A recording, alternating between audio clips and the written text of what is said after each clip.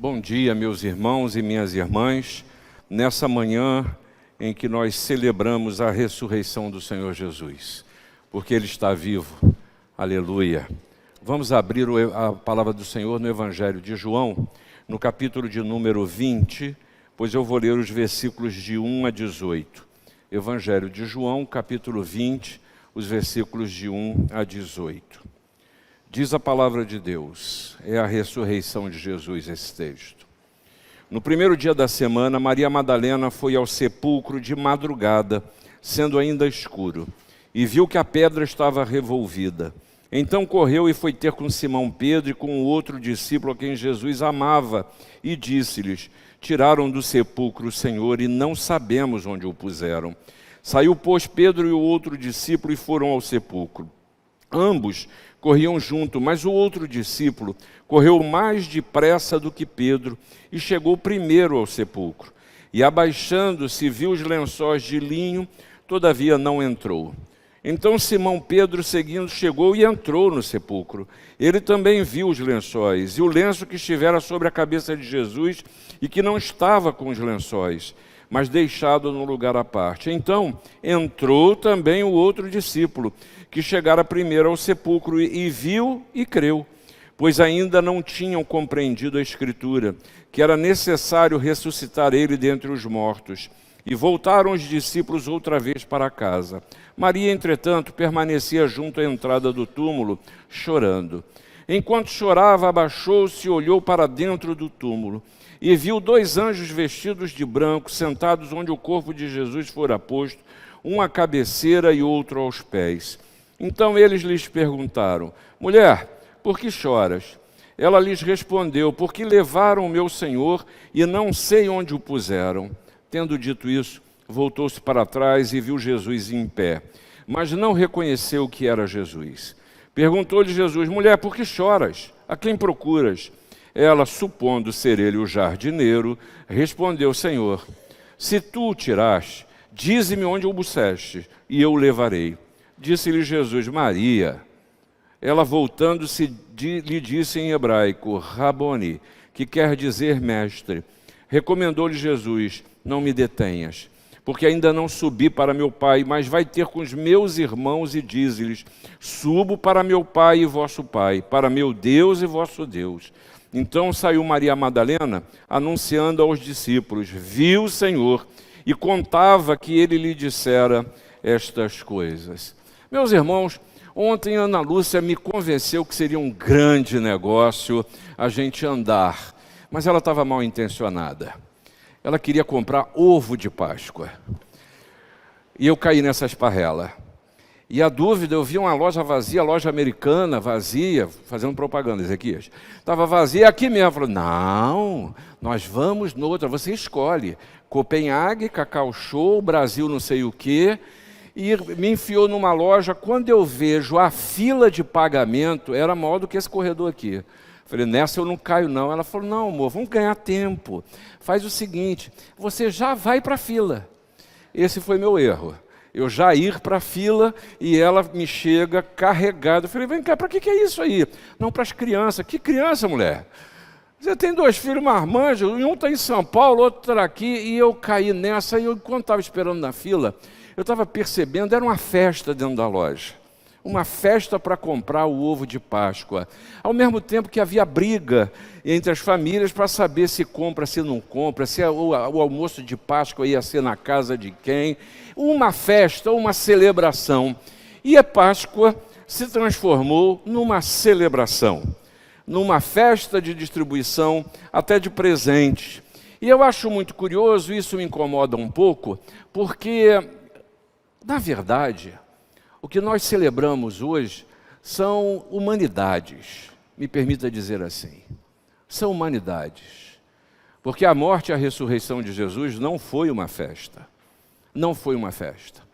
mas foi a constatação da nossa humanidade. Se você for para o Evangelho de Mateus, nos textos que antecedem essa narrativa da ressurreição, você vai perceber que perto da Páscoa já havia homens maquinando a morte de Jesus. Quando Jesus se reúne para fazer o que nós vamos fazer aqui com os seus discípulos, celebrar a ceia, a primeira notícia é o seguinte: ó, um de vocês é traidor. Um de vocês vai me trair. E logo após essa constatação, o Jesus diz: olha, tem mais, hein? Tem gente aqui que vai me negar. Agora, imaginem o climão para esta celebração. Imagina. E depois disso, você vê mais humanidades. Maldade, violência, desejo de vingança, de tudo que você pode imaginar, até levar aquele homem à cruz. E o que acontece com os seus discípulos nessa hora? Não tem festa, não tem celebração. Todo mundo foge. Todo mundo vai embora. Não fica ninguém. E todo mundo conhecia a história. Se você ver nos capítulos que antecedem esse texto do Evangelho de João, você vai perceber que Jesus didaticamente faz questão de falar ao longo dos seus ministérios e ao final repetir: vai acontecer, eu vou ser entregue pelos homens, eu vou morrer, mas vou ressuscitar, e vocês não vão ficar sós, eu vou deixar um consolador. E nesse meio nós chegamos a mais uma humanidade. Está ali aquela mulher, Maria Madalena, que chega àquele sepulcro. Ela é descrita no Novo Testamento como uma das discípulas mais dedicadas do Senhor Jesus. Provavelmente o sobrenome dela diga respeito ao lugar que ela nasceu, Magdala. Mas Maria Helena é citada na Bíblia pelo menos em 3 momentos. Ela foi libertada de demônios e ela prestava assistência a Jesus depois que foi libertada. Lucas, no capítulo 8, te mostra isso. O segundo momento que Maria Madalena é citada é falando sobre que ela era a primeira de um grupo de mulheres que contemplou de longe a crucificação de Jesus. É a segunda vez que ela é citada. E a terceira, que nesse texto, assim como no Evangelho de Mateus e no Evangelho de Marcos, que ela permaneceu sentada em frente ao sepulcro enquanto sepultavam a Jesus. E os textos revelam e mostram que ela foi tomada de uma profunda tristeza. Mas por que essa tristeza? O texto diz que a palavra dela revela que a sua tristeza é porque levaram o meu Senhor. Porque eu não sei onde puseram o corpo do meu Senhor.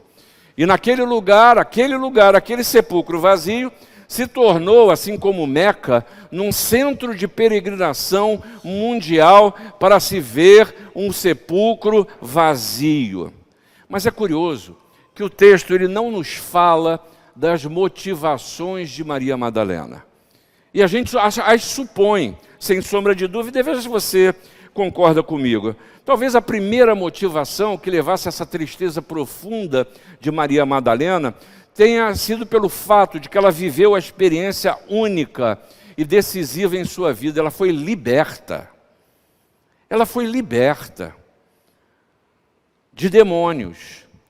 E só quem está preso conhece a intensidade, a dinâmica, a felicidade da libertação. Mas agora, aquele que a libertara termina morrendo e nem o seu corpo se tem mais.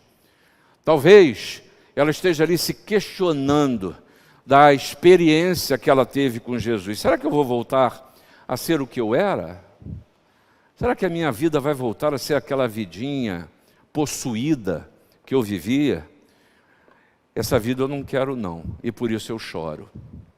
Quem sabe, talvez, não possa ser uma outra motivação. Quem sabe, se depois dela ter vivido essa experiência única da libertação, ela investiu a sua vida num projeto.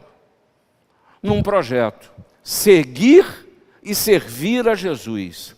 Foram anos acreditando que ela viveria o ideal do reino de Deus. Mas não aconteceu nada do que eu esperava. Talvez a tristeza de Maria Madalena seja fruto de expectativas não supridas. Mas eu fico pensando que talvez pudesse ser uma terceira motivação. Que, na verdade, as palavras de Jesus não se cumpriram. Talvez ela tenha se sentido enganada. Assim como hoje, A gente ouve Jesus fala de paz e eu vivo em guerra.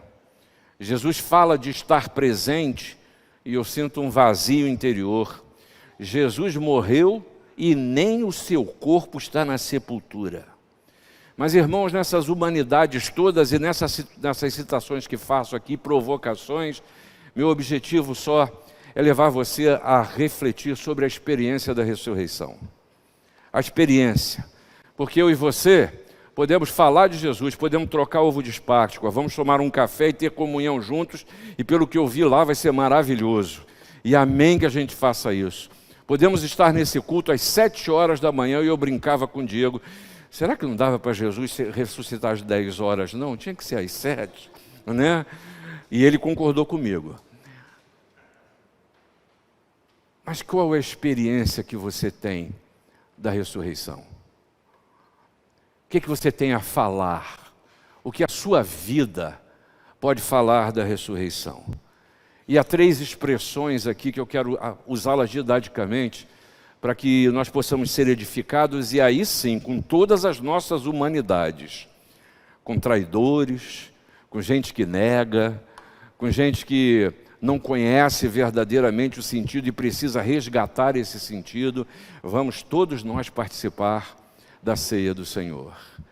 E a primeira expressão que a gente vê aqui é que o discípulo, que João não dá seu nome, mas é ele, diz que ele saiu correndo na direção do sepulcro, mas ele não entrou.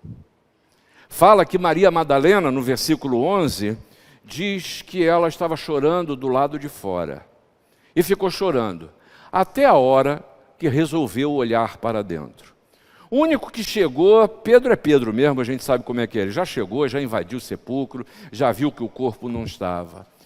Mas isso nos ajuda a refletir que a gente não deve, na nossa vida com Deus, especificamente no relacionamento com Jesus, ficar na porta.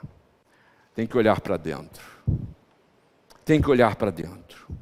Deus fala a cada um de nós de uma forma, de um jeito, do jeito que você precisa. E por isso a gente vê essas distinções, não porque um é melhor do que o outro. Pedro e João viram o sepulcro vazio e foi suficiente. Diz o versículo que eles viram e creram. Já Tomé não. Para Tomé olhar o sepulcro vazio não era suficiente. Contarem para ele não bastava. Não bastava ver Jesus, ele queria tocar as mãos e tudo mais. Ah, mas para Maria Madalena, ela precisa encontrar o sentido. Ela precisa encontrar sentido. E aí, nesse sentido, a gente pode até falar de uma bela história. A gente pode até repetir que ele ressuscitou, mas que sentido isso tem existencial para lidar com a minha humanidade? Porque a gente corre alguns perigos. Primeiro é de saber a história. Podemos até contar a história, mas não vivê-la. Podemos dogmatizar Deus, definindo Ele, as suas palavras, sua forma de agir, mas nos fecharmos para a novidade de Deus na nossa vida.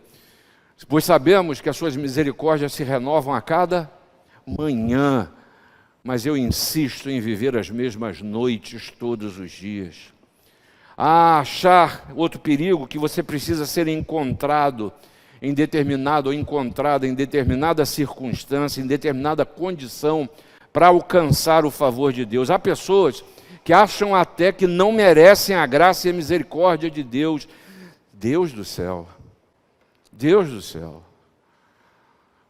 Pois a gente que trai, a gente que nega, a gente que abandona, o Senhor Jesus continua a dizer: vinde a mim, todos vós, que estáis cansados e sobrecarregados, e eu vos...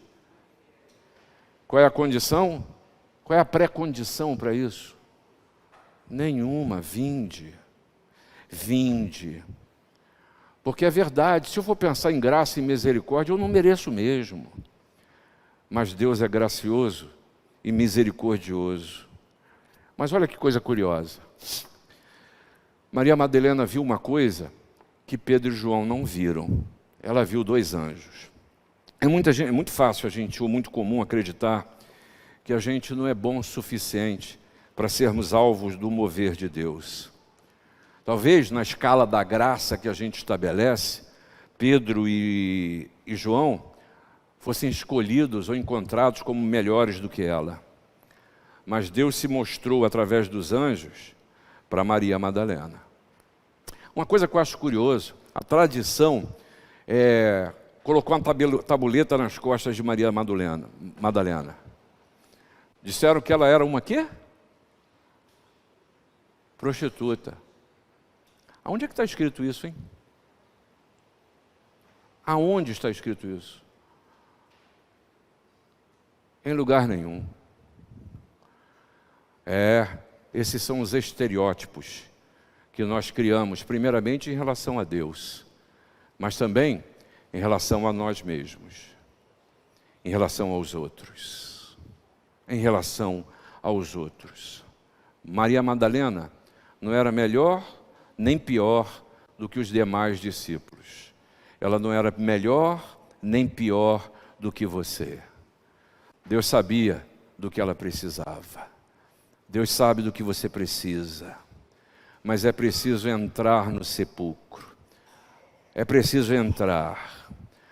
Porque é preciso constatar a morte. Só reconhece a ressurreição quem constata a morte do Senhor Jesus. E Ele morreu. Não é falácia. Não é um coma. Não é um subterfúgio para que o nosso herói, ou suposto herói, saia vencedor. Não. Jesus morreu e foi morte de cruz. E por isso, eu preciso reconhecer que Jesus morreu em meu lugar. Morreu por mim. Porque eu sei das minhas humanidades e sei que o vazio da minha alma tem o tamanho do Senhor Jesus. Mas tem uma segunda coisa, um segundo momento que Maria Madalena nos ajuda. Ajuda a quê? A viver a experiência da ressurreição. Você percebeu o que diz o texto? Que nessa angústia chorosa de Maria Madalena, de pedra revolvida, de sepulcro vazio, de anjo aparecendo, ela não reconhece quando Jesus aparece? Ela não reconheceu Jesus? E talvez eu fizesse a pergunta: Maria Madalena, qual é o seu problema? E ela respondesse para mim: o meu problema é que o corpo sumiu. Eu quero saber onde o corpo está. Eu quero saber quem pegou. Como é quem vai devolver? Opa, apareceu um homem aqui agora, deve ser o jardineiro. E é engraçado, né? Que até mesmo o que é familiar pode parecer estranho quando a gente encontra o que é inesperado. Quando você é surpreendido pela vida. Repare que Maria Madalena nem avalia o que está acontecendo no entorno dela. Ela não percebeu a pedra removida, a ausência do corpo, 2 anjos, a mensagem de que Jesus ressuscitaria. Ela ouviu essa mensagem várias vezes. Jesus falou: eu vou morrer, mas eu ressuscitarei. Maria Madalena, ela não leu os sinais às suas voltas. Ela está focada no problema como ela interpretou. Morreu e o corpo sumiu. Você seguramente, se for honesto com você mesmo, você tiraria o nome de Maria Madalena e colocaria o seu. Focados nos problemas. A sua vida, o grande problema da sua existência é a sua impossibilidade. A razão do seu choro, de você estar sentada chorando, é as suas lutas. Mas Jesus sempre quer nos levar um passo à frente. A gente precisa exercitar no meio das lutas o que é essencial. Porque por procurar um corpo inerte, em vez de um Senhor vivo, Maria confundiu o Salvador com jardineiro, gente.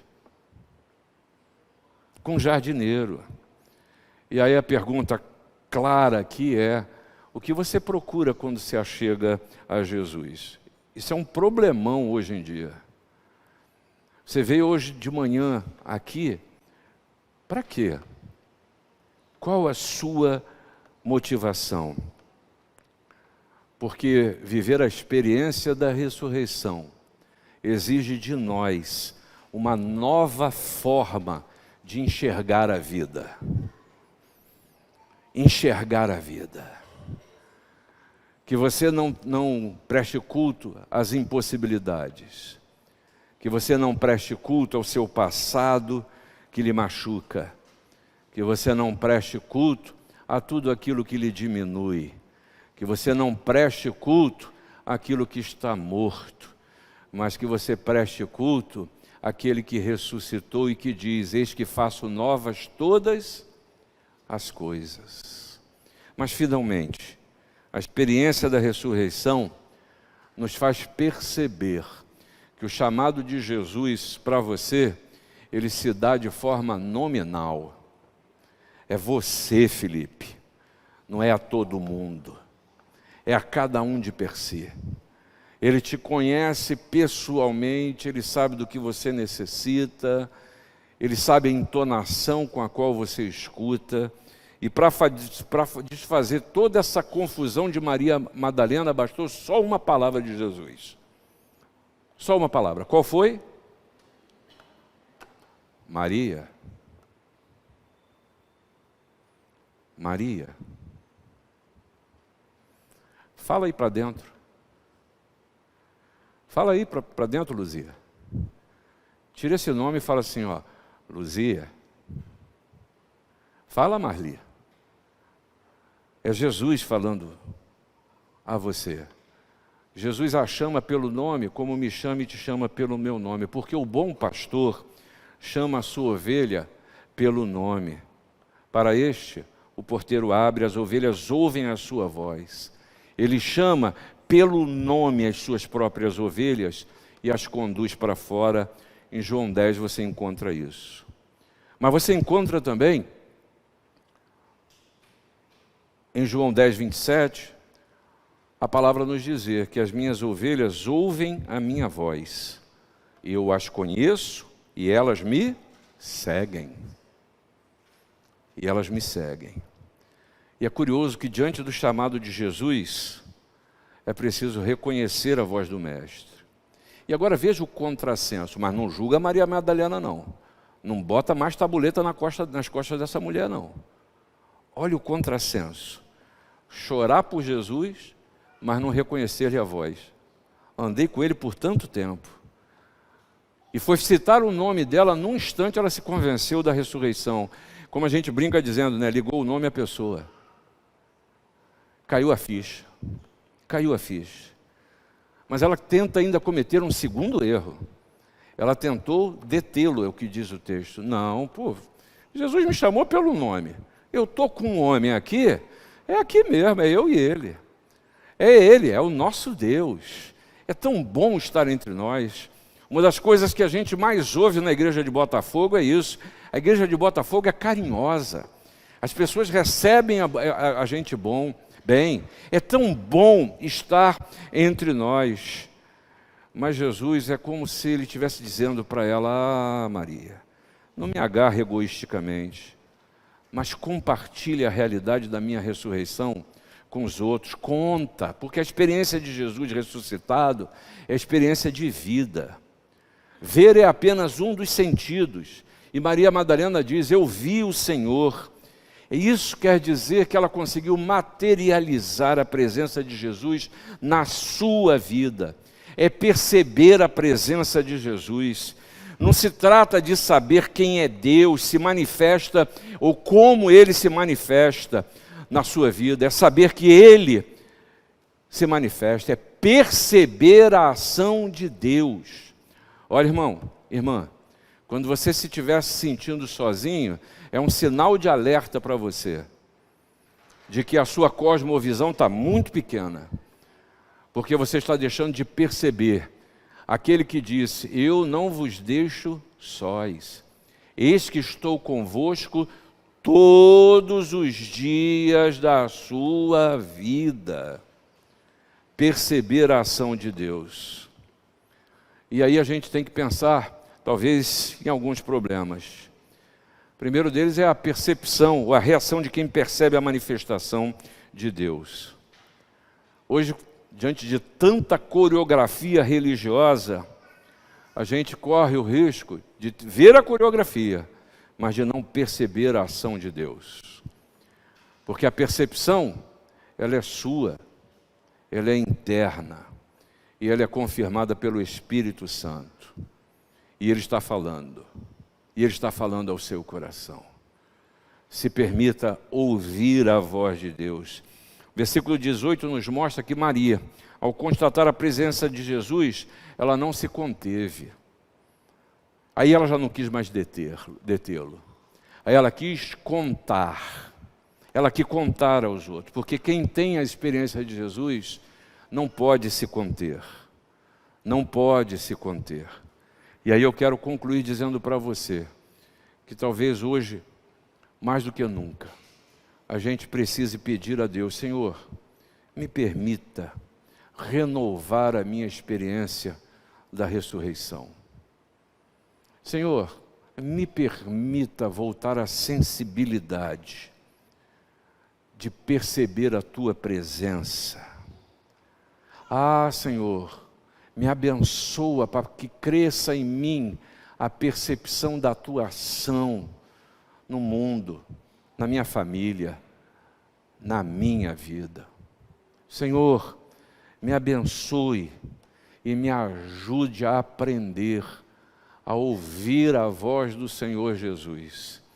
E ao ouvi-la, que isso não se detenha em mim, porque bênção recebida precisa ser bênção compartilhada. Que no dia de Páscoa, nesse domingo da ressurreição, você possa se perceber na presença de um Deus que é vivo, Cristo Jesus.